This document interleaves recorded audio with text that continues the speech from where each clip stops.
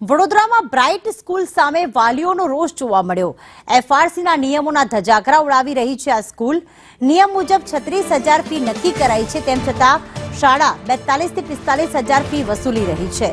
વાસણા ભાયલી પર આવેલી છે આ બ્રાઇટ સ્કૂલ, જેની સામે વાલીઓ દ્વારા હાલમાં હોબાળો મચાવવામાં આવી રહ્યો છે, કારણ કે એફઆરસી દ્વારા 36,000ની ફી મંજૂર કરાઈ છે, તેમ છતાં વાલીઓ પાસેથી 42 થી 45,000 ફી વસૂલ કરી રહી છે આ બ્રાઇટ સ્કૂલ।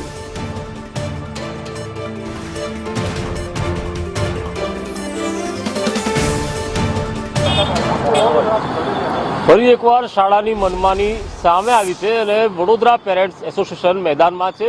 જે વાસણા ભાયલી રોડ ખાતે આવેલી જે બ્રાઇટ ડે સ્કૂલ છે તેના દ્વારા હાલ અહીંયા 6 થી 7,000 રૂપિયા વધુ વસૂલ કરવામાં આવી રહ્યા છે। એફઆરસીના નિયમ મુજબ 36,000 રૂપિયા જેટલી ફી નક્કી કરવામાં આવી હતી, પરંતુ 42 થી 45,000 રૂપિયા ફી વસૂલ કરવામાં આવે છે, એટલે કે 6 થી 7,000 વધુ ફી વસૂલવામાં આવે છે અને દર વર્ષે કરોડો રૂપિયા વધુ ફી સ્વરૂપે આ સ્કૂલ ઉઘરાવી રહી છે તેવા આરોપ સાથે પેરેન્ટ્સ એસોસિએશન અહીંયા આવ્યું છે। કિશોર પિલ્લાઈ આપણી સાથે છે। કિશોરભાઈ, આ શાળા ક્યારથી વધુ ફી વસૂલી રહી છે? ક્યારથી વસૂલી રહ્યા છે એ અમને ખબર નથી। ગઈકાલે અમારા પાસે ઇન્ફોર્મેશન આવ્યો કે એફઆરસી ડિક્લેર્ડ ફીસ જે 38,000 રૂપિયા છે એનાથી વધારે 7,600 રૂપિયાની માંગણી કર્યું અને 7,600 વધારના ફીસ ભરવા માટે છેલ્લી તારીખ 28/2 એટલે 7 દિવસ પછીનો તારીખ આપવામાં આવ્યો। જ્યારે એક્ઝામ્સ નજીક આવી રહ્યા છે ત્યારે એક કચરાની ઘંટી વાગે છે અહીંયા અને પેરેન્ટ્સ અમને મળવા આવ્યા અને અમે ધ્યાનથી આની અંદર અમે અભ્યાસ કર્યો અને અમને ખબર પડી કે 7,600ની માંગણી આ લોકો એપની અંદર સ્ટુડન્ટ્સ માટે જે એપ હોય છે એની અંદર માંગણી કર્યું।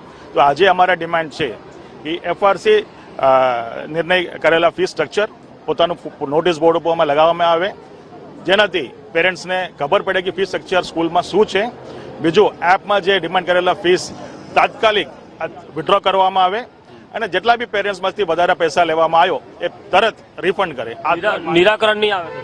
નિરાકરણ નહીં આવે તો આ તો એક અમે એ લાગી રહ્યા છે કે અમારા રજૂઆતથી મામલા સુલટી જશે, પણ આ નિરાકરણ નહીં આવે તો અમારા પાસે ડીઓના દરવાજા બાકી છે, એફઆરસી છે અને ઉપર બી અમારા પાસે અધિકાર છે, અમારા હક છે।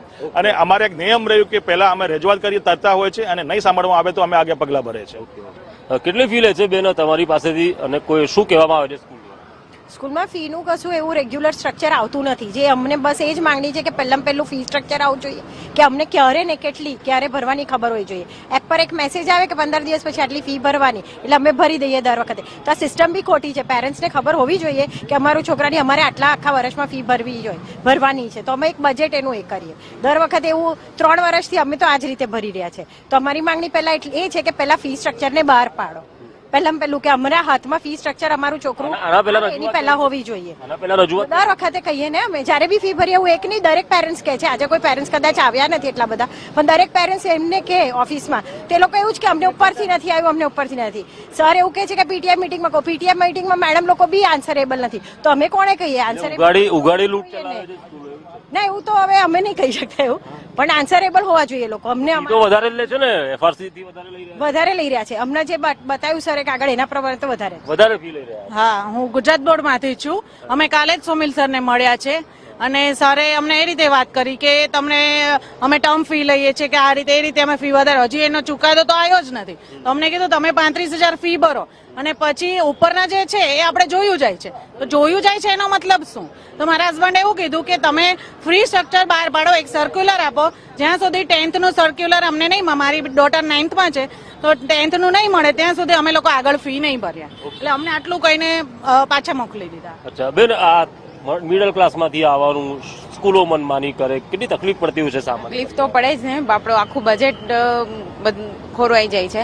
એટલે મેઇન એવું છે કે તમે સ્ટ્રક્ચર બહાર પાડી દો કે આખા વર્ષમાં કેટલી ફી લેવાના છે એ એમને બહાર પાડવી જોઈએ। બીજું અમારા કહેવાનો અર્થ કશું નથી, પણ એટલીસ્ટ એ આખું સ્ટ્રક્ચર બહાર પાડે તો વધારે સારું રહેશે। ડીઓને રજૂઆત કરવાના છે? હા, ડીઓને રજૂઆત। શાળા સંચાલકો સામે વાલીઓ અને પેરેન્ટ્સ એસોસિએશન મેદાનમાં આવ્યું છે અને એફઆરસીએ નક્કી કરેલી ફી મુજબ ફી નથી લેવાતી અને મનમાની ફી વસૂલવામાં આવી રહી છે, તેની સામે વાલીઓમાં રોષ જોવા મળી રહ્યો છે। કેમેરા પર્સન નિકેશ ઓડન સાથે કુણાલ શર્મા, સંદેશ ન્યૂઝ, વડોદરા।